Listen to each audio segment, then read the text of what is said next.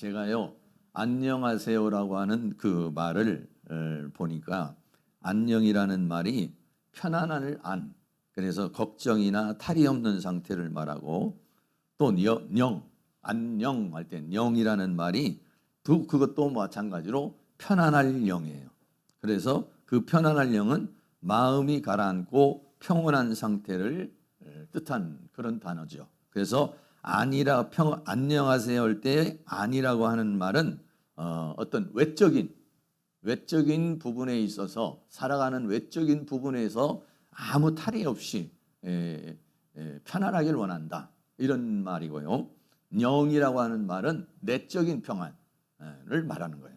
그러니까 안녕이라는 단어는 내적으로도 편안하고 외적으로도 편안한 이런 상태를 안녕이라고 하는데, 하세요 하는 건 이제 그렇게 안녕하기를 바란다라고 하는 이제 그 인사말, 정중하게 하는 그런 인사말이 되는 것이죠. 오늘 성경에서 말하는 것도 히브리서에서 말하는 내용 중에 하나가 뭐냐면 안식입니다. 안식. 예수님께서 이 땅에 오셔서도 수고하고 무거운 짐진 자들아 다 내게 오라, 내가 너희를 쉬게 하리라 라고 그렇게 말씀을 하셨죠.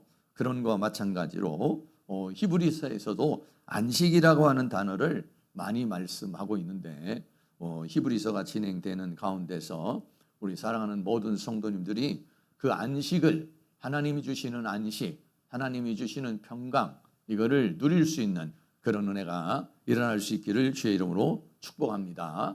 오늘 말씀의 제목이 들어가지 못했다, 믿지 아니함으로 들어가지 못했다라고, 어디에 들어가지 못했다는 거냐면 가나안에 들어가지 못했다라고 하는 거예요. 가나안에 들어가지 못했다라고 하는 것은 뭐냐면 하나님이 주시는 안식을 누리지 못했다라고 하는 것입니다. 그래서 오늘 첫 번째로는요, 시작할 때에 실상을 끝까지 견고히 잡으라.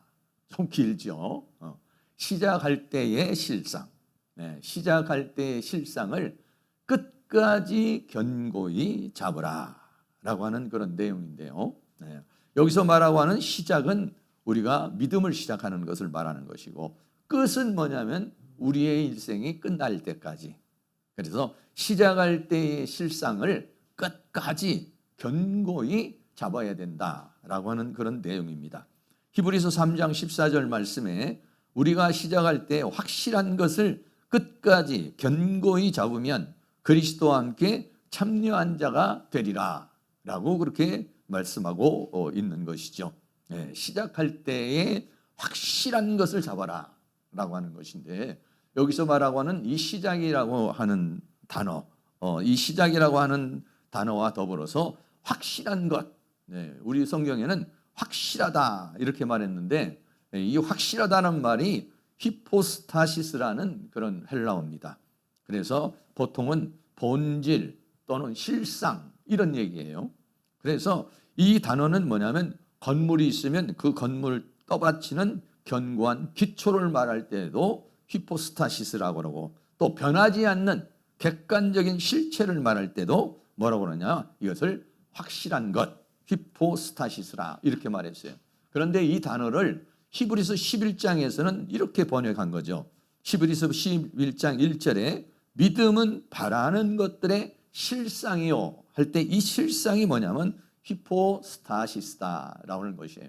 그러니까 믿음이라고 하는 것은 뭐냐, 실상을 붙잡는 것이다 라고 하는 거예요.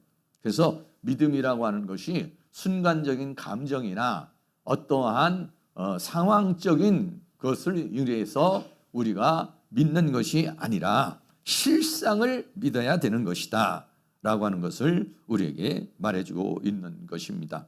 그래서 처음 우리가 물론 예수를 처음 믿을 때마다 그런 상황이 되지는 않지만은 이 실상이라는 것이 이제 실제가, 믿음이라는 것이 실상이라 해야 되는 건데, 다른 말로 표현하면 뭐냐면은 살아계신 하나님을 인격적으로 만나는 것이 중요하다 이런 얘기예요.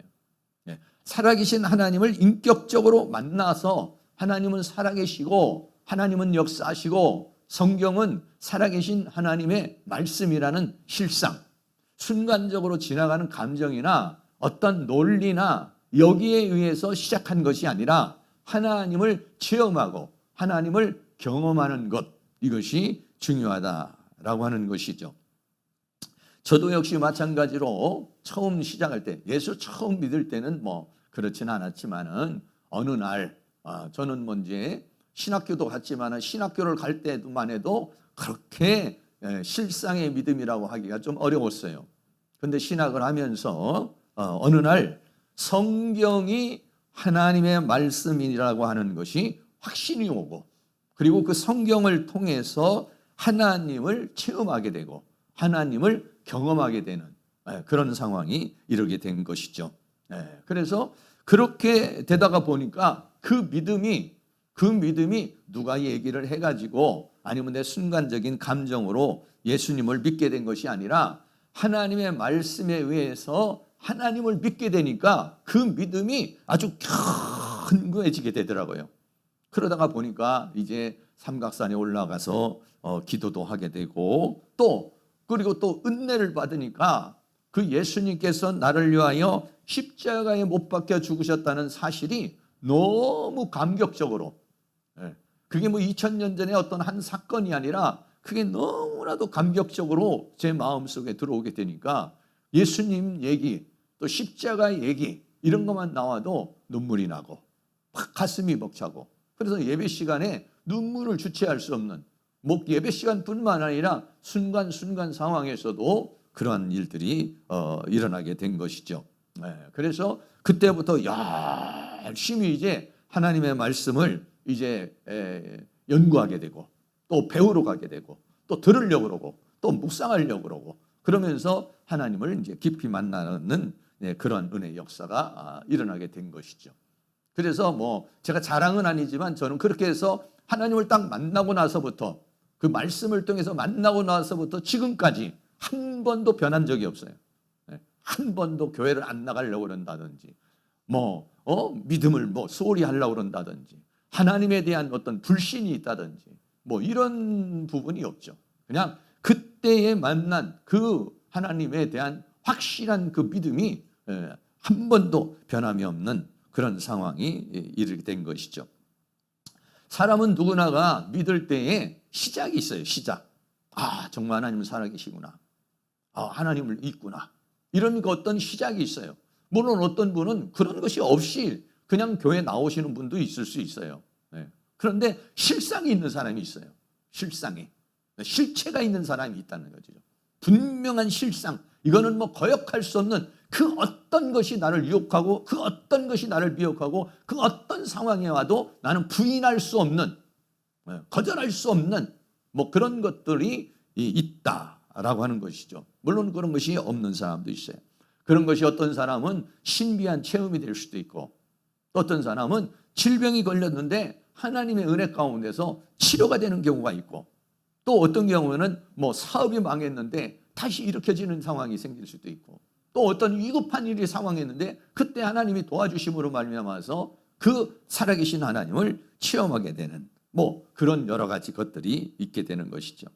그래서 처음 그 시작할 때 확실한 것, 이 확실한 히포스타시스가 있느냐, 이런 얘기죠. 분명한 세상이 두 조각이 나도 나는 내 믿음을 절대 버릴 수 없다. 그것이 이런 일이 왜냐하면 우리가 믿음의 삶을 살아가다가 보면은 이런 일도 생기고 저런 일도 생기고 그러잖아요.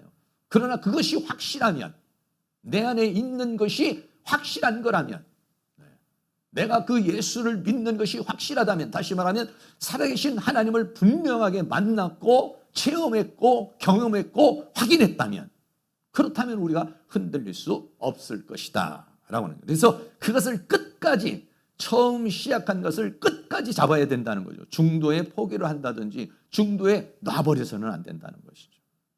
그런데 많은 사람들이 중도에 놔버리는 경우가 있어요. 왜 그러냐? 그것이 분명하지 않기 때문이거든요.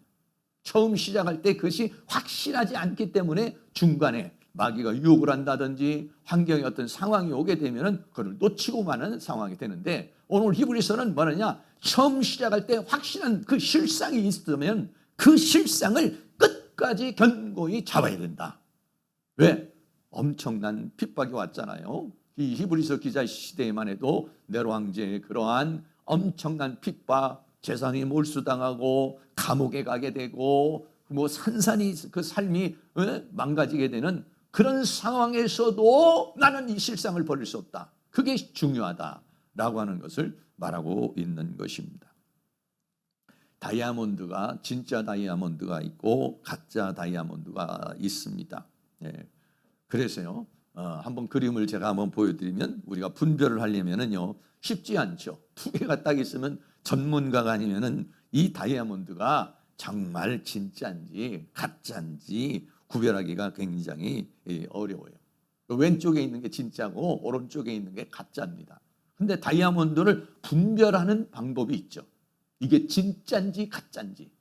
다시 말하면 우리의 믿음을 진짜인지 가짜인지 분별하는 방법이 있어요. 그게 뭐냐면요, 여러 가지가 있어요. 다이아몬드를 분별하는 방법이 있는데 그 중에 뭐냐면 하나는 압력을 가해보는 거예요. 강력하게 압력을 가해보면은 진짜는 부서지지가 않아요. 근데 가짜는 뭐냐면 부서져 버린다는 거예요. 또 하나는 뭐냐면 열을 가해보는 거예요. 열을 가해보면은요, 진짜는 뭐냐면 그대로예요. 왜? 이미 이 다이아몬드는 그 열의 과정을 거쳐왔기 때문에, 압력의 과정을 거쳐와서 다이아몬드가 된 거예요. 그러니까 그 열을 가해도 그대로예요. 압력을 가해도 그대로예요. 그러나 가짜는 뭐냐면 그 과정이 없어요. 껍데기 겉으로 볼 때 큐빗이고 겉으로 볼 때는 다이아몬드 듯이 보이지만은, 그러나 압력이 가해지고 열이 가해지면 부서져 버린다라고 하는 것이죠. 우리의 신앙도 마찬가지고 히브리스 시대의 신앙도 역시 마찬가지였다라고 하는 것이죠.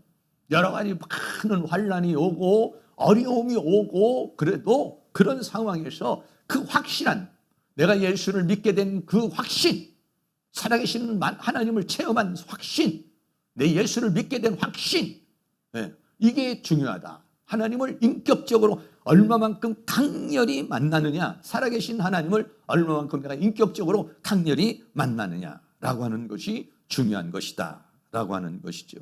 그래서 우리의 믿음이 진짜라는 것은 뭐냐면 끝까지 견뎌내는 것이다 이라는 거예요. 그런데 우리가 처음 시작할 때 실상이 가짜라면, 처음 시작할 때 그 실상이 불분명하다고 하면은 그거는 어느 과정을 통해서 어떤 상황에서 깨져버리고 만다라고 하는 것을 말해주고 있는 것입니다. 그래서 성경은 뭐라고 하냐? 끝까지 견디는 자가 구원을 얻는다 그랬어요. 마태복음 10장 22절 같이 한번 읽겠습니다. 또 너희가 내 이름을 인하여 모든 사람에게 미움을 받을 것이나 나중까지 견디는 자는 구원을 얻으리라. 아멘. 끝까지 견디는 자는 구원을 얻으리라 라고 그렇게 말씀하고 있는 것입니다. 우리 사랑하는 성도님들은 우리의 믿음이 처음 시작할 때 어떻게 시작이 되었는가 라고 하는 것이죠. 우리의 믿음이 처음 시작할 때에 어떠한 실상을 내가 가지고 있는 것인가. 그러면요, 그게 진짜라고 한다면요, 그게 진짜라고 한다면 우리의 믿음은 가면 갈수록 더 높아지고, 가면 갈수록 더 견고해지고, 가면 갈수록 더 찬란해지고, 가면 갈수록 더 강렬해질 수 있다 이런 거예요. 근데 이게 실상이 불분명하면은 가다가 굴곡이 많이 생긴다는 거예요. 이런 문제도 생기고 저런 문제도 생기고, 이런 걸로 인해서 시험에 들고 하고 저런 문제로 인해서 또 넘어지기도 하고 다양한 형태가 된다라고 하는 것을 말해주고 있어요. 그래서 처음 시작할 때에 확실한 것을 끝까지 견고히 잡으면 되세요. 얼마나 강력합니까? 끝까지 견고히 잡아야 된다라고 하는 거예요. 확실해야 된다는 것이죠. 네. 그러면 뭐가 되냐?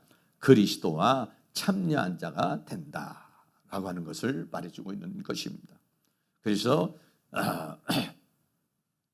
나의 믿음이 시작할 때와 지금은 어떻게 다른가라고 하는 것을 우리들이 한번 생각해 볼 필요가 있는 것이죠. 우리가 시험이 든다든지 어려움이 왔을 때 정말 내가 믿는 하나님, 내가 정말 믿는 예수님이 정말 하나님은 살아계시는 건가? 정말 예수님은 살아계시는 건가? 라고 하는 것을 다시 한번 우리가 짚어볼 필요가 있고, 그것이 분명하다면 오늘 우리는 믿음을 선포해야 되고, 그 믿음으로 오늘의 현실을 극복해 나가야 된다라고 하는 것을 말해주고 있어요.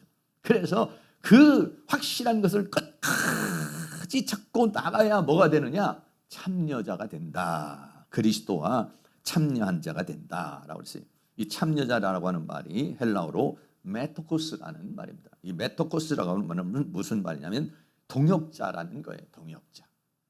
하나님은 이 세상에 일을 하시는 데 있어서 하나님이 다 만들어 놨으니까 너는 쏙 들어가, 이게 아니라 하나님께서는 하나님의 나라를 우리와 함께 만들어 가시기를 원하고 있어요.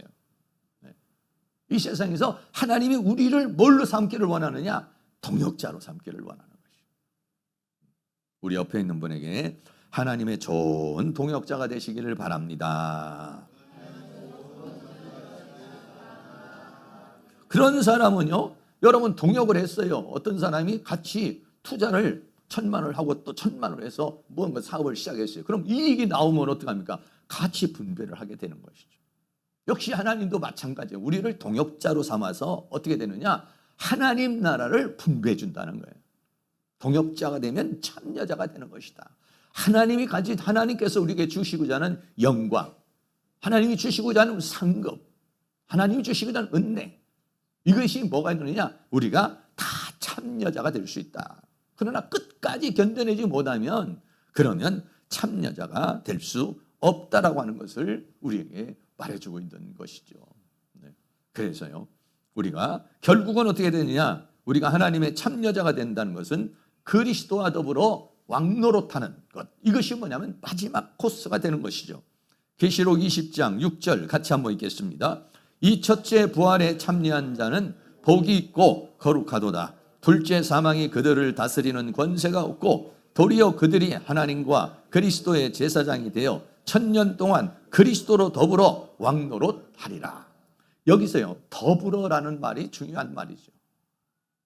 그리스도와 더불어 왕노릇하는 사람은 그 전에 그리스도와 더불어 산 사람이고, 그리스도와 더불어 일한 사람이고, 그리스도와 더불어 함께한 자가 하나님 나라에서도 그리스도와 더불어 왕노릇하는, 끝까지 견뎌내는 자가 뭐가 되냐? 메토코이, 참여자가 된다라는 것을 말해주고 있는 것이죠. 다시 말하면 하나님께서는 모든 하나님의 어떤 세계를 다 만들어 놓고 그 세계에 우리가 동참해서 그것을 다 누리기를 원하고 있는 것이죠.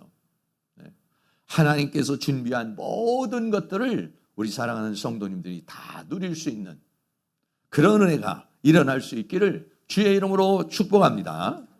두 번째로는요, 그렇게 우리가 끝까지 견고히 잡고 나가려면은요, 이 히브리서에서 또 특별히 또 얘기하는 것 중에 하나는 뭐냐면 마음을 강팍하게 하지 말라는 거예요. 마음이 강팍해지지 않도록 조심해야 된다라고 말합니다. 히브리서 3장 15절 말씀 우리 같이 한 번 더 읽겠습니다. 성경에 일렀으되 오늘날 너희가 그의 음성을 듣거든 노하심을 격동할 때와 같이 너희 마음을 강팍해 하지 말라 하였으니. 여러분 지난번에도 말했지만 이 강팍해 단다는 것을 동맥경화로 비유를 했죠. 혈관이 있는데 동맥이 경화가 돼서 막혀버리면 심장마비로 죽어버리는 거죠. 성경은 우리가 뭐라고 표현을 합니까? 밭으로 표현을 했지요. 다시 말하면 우리의 마음의 밭이 길가밭이 되면 하나님의 말씀이 아무리 좋은 씨가 떨어져도 다 거부 반응이 일어나서 열매를 맺을 수 없다. 하나님이 아무리 은혜를 줘도 거부 반응을 일으켜서 받아들이지를 못해서 열매를 내리지를 수 없다는 거예요. 근데 어떻게 했냐? 마음이 강팍하게. 이건 누가 그러냐? 원수 마귀가 마음을 강팍하게 한다라고 하는 거예요.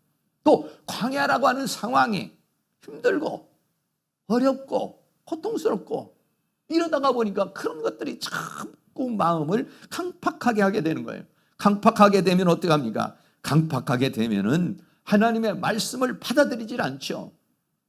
하나님 앞에 감사 이런 말이 나오는 게 아니라 감사는 무슨, 차라리 애굽이 낫지. 애굽에서는 그래도 먹을 건 먹고 애굽에서는 그래도 잠잘 자리도 있었는데 이 광야가 뭐야? 그렇게 생각할 수 있죠. 감사가 것이나 원망, 불평이 나와요. 내 마음에 감사가 나올 수 있기를 주의 이름으로 축복합니다. 네. 은혜 받으면은요 감사가 나오고요, 은혜 받으면 회개가 나와요. 그런데 마음이 강팍해지면은요 내가 뭐 잘못한 게 있어, 회개가 안 나와요. 눈물이 안 나옵니다. 그리고요 마음이 강팍해지면은요 뭐 하나님이 나한테 해준 게 뭐 있어, 감사한 마음이 안 생겨요. 근데 은혜를 받으면은요, 은혜를 받으면 어떻게 되냐, 그래 맞아, 그때도 하나님이 도와주셨고 그때도 하나님이 역사를 해주셨지. 생각해보면 너무 감사하다. 또 돌아보면은요 자꾸 우리가 자기 자신이 내가 이렇게 부족해가지고 하나님의 은혜를 못 받았구나, 내가 이때 부족해가지고 이런 일이 생겼구나, 회개가 나와요. 그런데요 마음이 강팍해지면은요 회개가 나오지 않습니다. 감사도 나오지 않습니다. 하나님 앞에요 원망, 불평이 나오는 것이죠. 예수님 시대에도 역시 마찬가지였습니다. 예수님이 시대에 왔을 때는 전부 마음이 강팍해졌어요. 완전히 돌덩어리예요. 세멘트 덩어리가 돼버려가지고 아무리 예수님이 말씀을 해도 받아들이지 않아요. 그거를 이렇게 표현하고 있습니다. 우리 마태복음 11장 17절 말씀 같이 한번 읽겠습니다. 가로되 우리가 너희를 향하여 피리를 불어도 너희가 춤추지 않고 우리가 애곡하여도 너희가 가슴을 치지 아니하였도다 함과 같도다. 피리 소리가 나면은, 풍악 소리가 나면은 어깨가 등실등실하고 이래 되고, 막 애곡하는 소리가 나고 통곡 소리가 나오면 마음이 아픈, 가슴을 치는 그런 감동이 있어야 되는데요, 이게 없어져 버렸다는 거예요. 다시 말하면 무슨 말입니까? 예수님께서 말씀을 전해도 그 말씀에 반응하지는 못하는 거예요. 그 말씀을 받아들이지는 못하는 거예요. 말씀을 봐도 만약에 여러분들이 말씀을 들어도 별 은혜가 안 되고, 또 만약에 성경을 읽어도 감동이 없고, 찬양을 해도 감동이 없다면 뭐냐? 내 마음이 강팍해져 있는 것이다 라는 거예요. 이 강팍해진 마음을 하나님 앞에 어떻게 했냐? 기도를 해서 풀어내는, 우리 사랑하는 성도님들이 길가밭이 아니라 옥토밭이 되기를 주의 이름으로 축원합니다. 잠언 29장 1절 같이 한번 읽겠습니다. 자주 책망을 받으면서도 목이 곧은 사람은 갑자기 패망을 당하고 피하지 못하리라. 아멘. 목이 곧다는 것이 뭐냐? 마음이 강팍하고, 마음이 강팍하다는 건 뭐냐? 교만하다는 거예요. 하나님 앞에 겸손할 수 있는, 하나님 앞에 자기를 내려놓을 수 있는 그런 사람이 되려는데 그렇지 않게 됐다라고 하는 것입니다. 광야에서 가장 문제가 됐던 것 중에 하나는 뭐냐? 마음이 강팍해진. 정말 이 광야와 같은 이 세상을 살아가면서 저도 어떨 때는요 마음이 강팍해질 때가 있어요. 저도 내 마음속에 막 감사가 흘러나오고 막 기도가 흘러나오고 기쁨이 흘러나오고 막 이래야 되는데 그러지 않을 때가 있어요. 우리 성도님들도 역시 마찬가지겠죠. 살다 보면은 우리 마음이 강팍해질 때가 있어요. 그때 어떻게 되는가? 빨리빨리 기경을 해서 옥토밭을 만들 수 있기를 주의 이름으로 축복합니다. 세 번째는요, 누구냐는 것이에요. 이 누구냐라고 하는 말이 이 히브리서 오늘 3장 16절부터 18절까지 세 번이 나옵니다. 네. 누구냐? 네. 그때 당시에 누구냐? 네. 그럼 오늘날은 누구냐? 얘기해요. 그때 출애굽 당시에는 누구고, 히브리서 기록할 때 당시에는 누구고, 오늘날 누구냐? 이 누구냐가 뭐냐면, 첫째는 뭐냐? 히브리서 3장 16절에 듣고 경록해 하던 자가 누구뇨? 모세를 쫓아 애굽에서 나온 모든 이가 아니냐. 그랬어요. 경록해 하던 자가 누구냐? 이 경록해 하던 자는 뭐냐면 하나님을 경록해 한 자가 누구냐, 이런 얘기예요. 하나님을 경록해 한 사람이 누구냐? 여러분, 오늘날 우리가 하나님을 경록해 하고 있습니까? 아니면 하나님을 기쁘시게 하고 있습니까? 이 경노라는 말이 아주 강렬한 말이잖아요. 이 경노라는 말이 파라피크라이노라는 그런 단어입니다. 예. 피크라이노라고 하는 것은, 피크라이노라고 하는 말이 분노라는 말인데 거기에 파라 전치사가 붙여서 격분하다 또는 아니면 반역하다, 이런 얘기예요. 그러니까 분노가 나는데 아주 막 격분해버리는, 극도의 그런 분노를 일으키는 자가 누구냐? 당시에 하나님을 그렇게 경록해 한 사람이 누구냐? 그 사람이 누구냐? 모세를 쫓아 애굽에서 나온 모든 이가 아니냐. 오늘날로 말하면 누구냐? 세상에서 하나님의 부르심을 받아 교회에 나온 자들이 아니냐. 신앙생활하는 자 아니냐. 만나도 먹고 불기둥도 체험하고 또 반석의 물도 체험하고 하나님을 믿는 사람이 그 사람이 뭐냐? 경록했다는 거예요. 모세를 쫓아 애굽에서 나온 모든 이간이냐? 단체적으로 한두 사람이 아니에요. 단체적으로 하나님을 경록해 했다라고 그렇게 말하고 있어요. 그 다음에 두 번째는 또 누구냐? 히브리서 3장 17절 같이 한번 읽겠습니다. 또 하나님이 40년 동안에 누구에게 노하셨느냐? 범죄하여 그 시체가 광야에 엎드러진 자에게가 아니냐. 첫 번째는 뭐냐? 경록해 한 자가 누구냐? 또 두 번째는 뭐냐? 하나님을 노하게 한 자가 누구냐?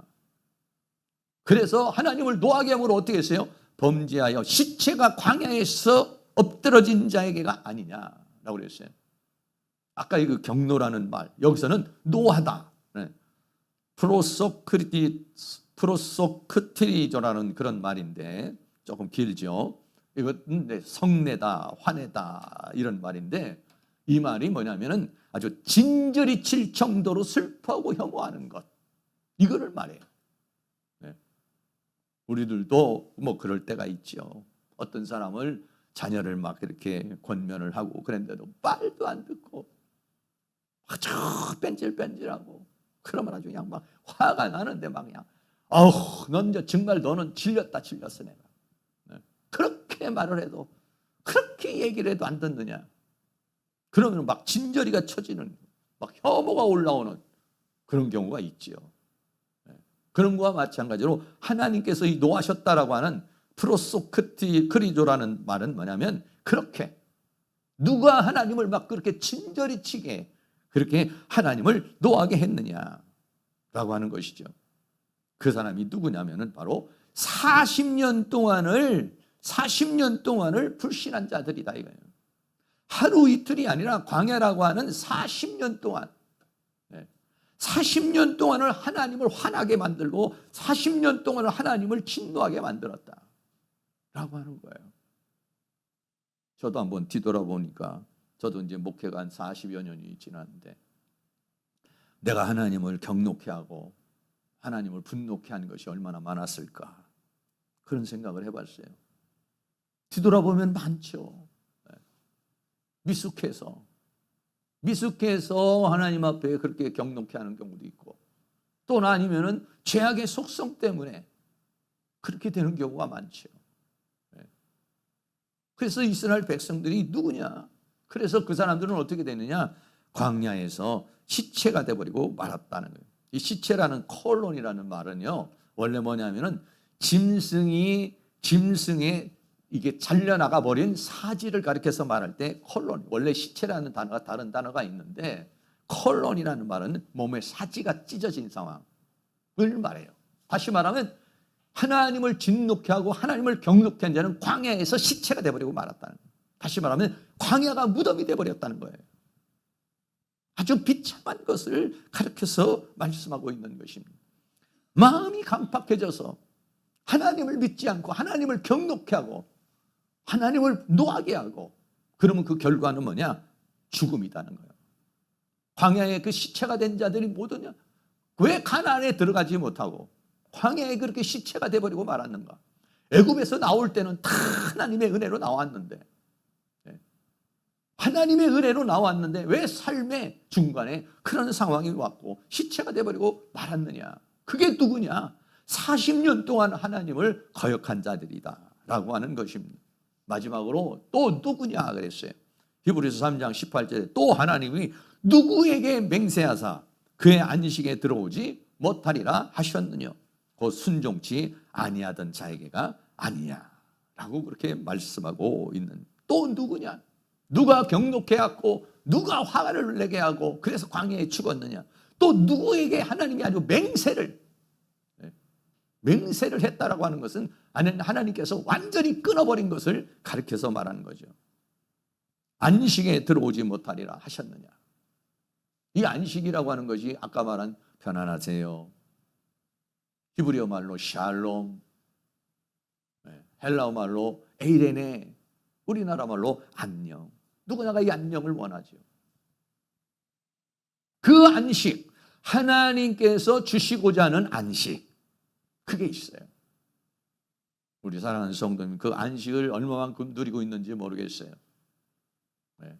어떤 사람은 하나님을 믿으면서도 그 안식이 없는 사람이 있고, 어떤 사람은 너무 안식을 많이 누리고, 아유 지금 뭐 어려운 일도 있고 문제도 있지만은 그러나 난 마음이 편안해요.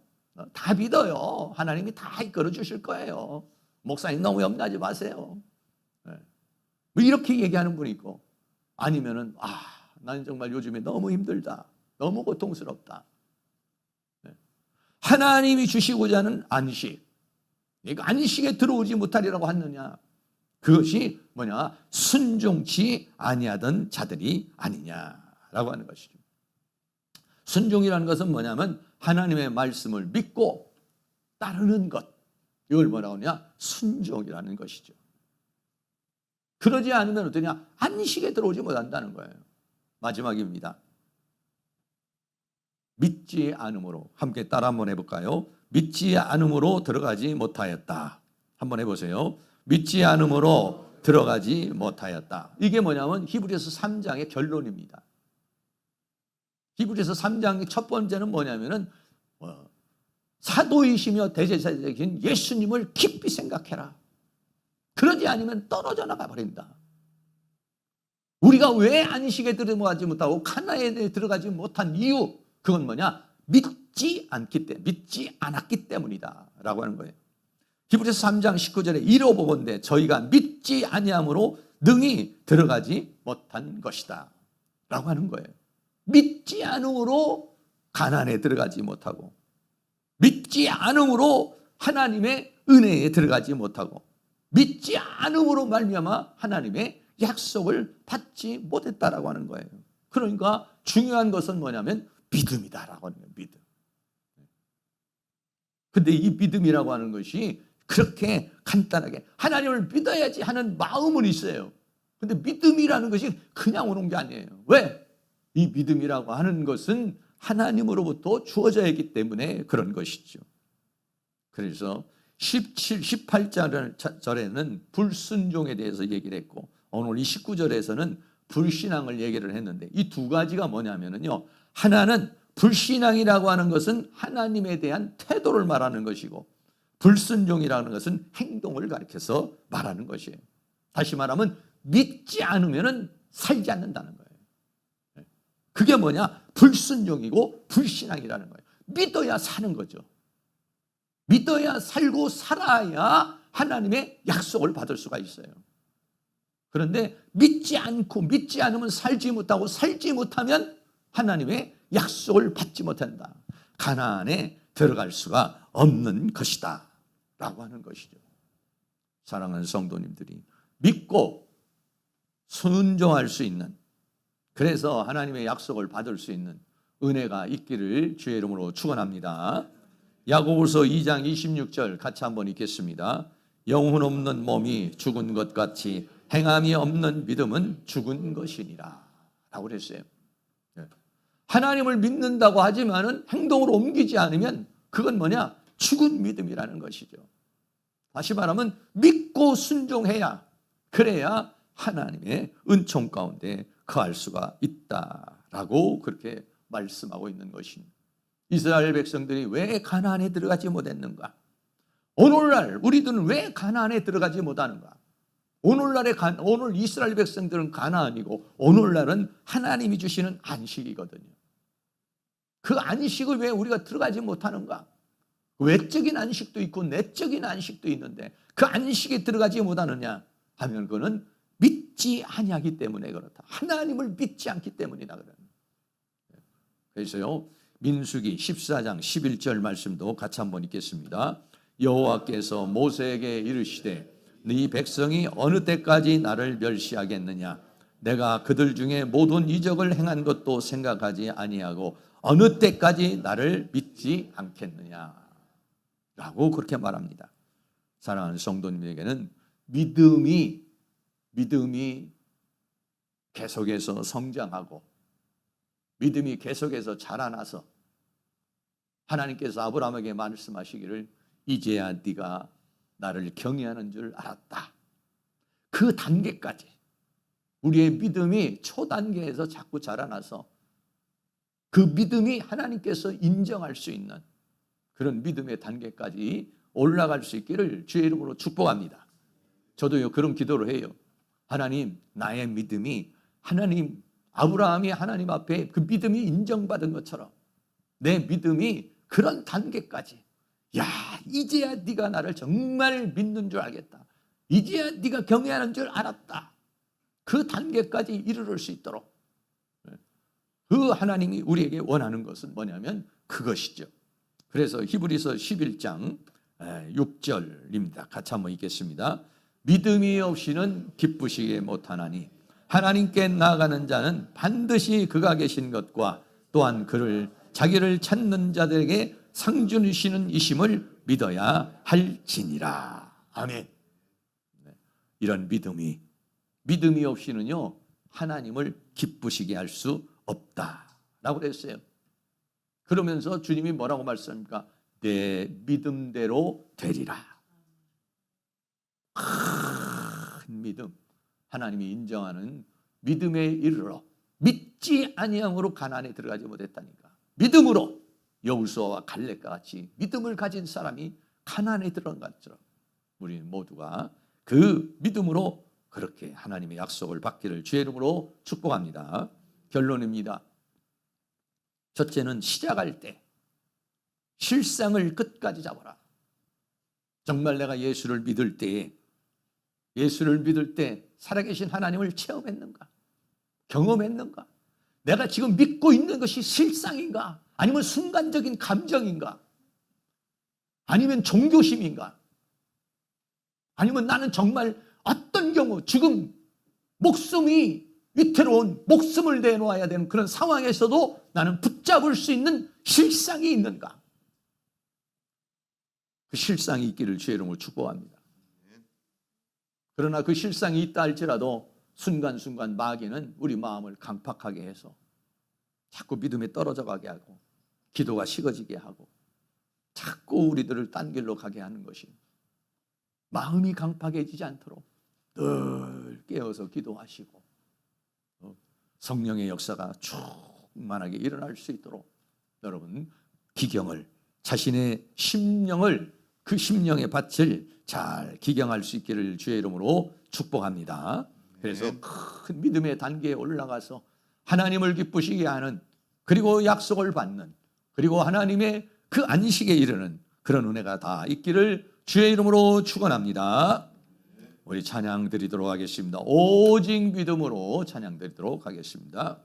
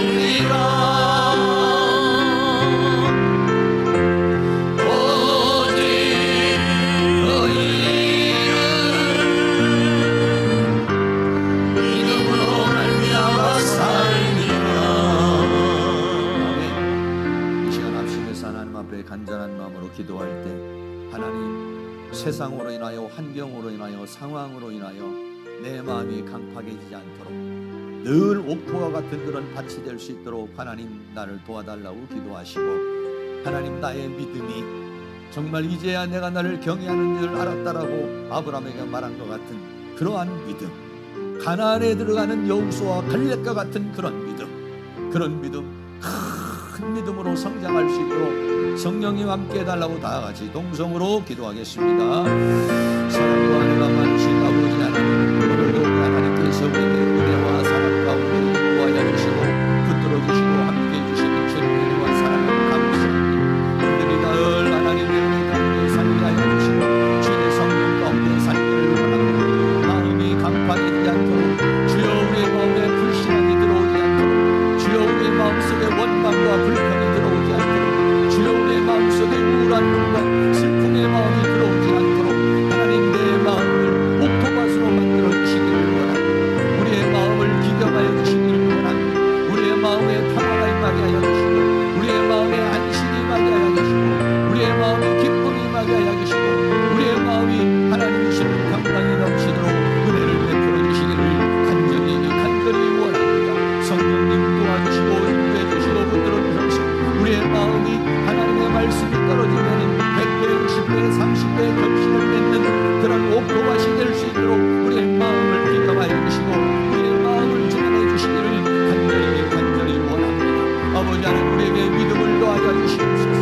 우리에게 큰 믿음을 주시기를 원합니다. 하나님의 말씀을 열어주시고 열어진 말씀이 믿음이 되게 하여 주시고 그 믿음의 말씀으로 살아갈 수 있는 은혜의 역사가 우리에게 일어날 수 있도록 우리 하나님께서 그 능력의 손길로 우리를 인도해 주시고 주의 원의 손길로 역사해 주시고 주의 능의 손길로 우리를 주장해 주시고 붙들어 주시고 함께해 주시기를 간절히 원합니다.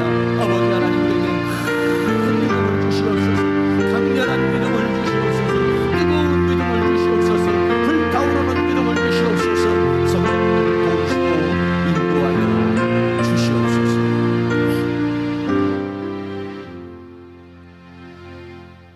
애굽에서 수많은 사람이 하나님의 은혜 가운데 나왔지만 광야라고 하는 환경에서 마음이 강팍해져 하나님 앞에 원망하고 불평하고 우울해하고 슬퍼하며 하나님을 대적함으로 광야의 시체가 되었고 광야가 무덤이 되어버리고 말았습니다.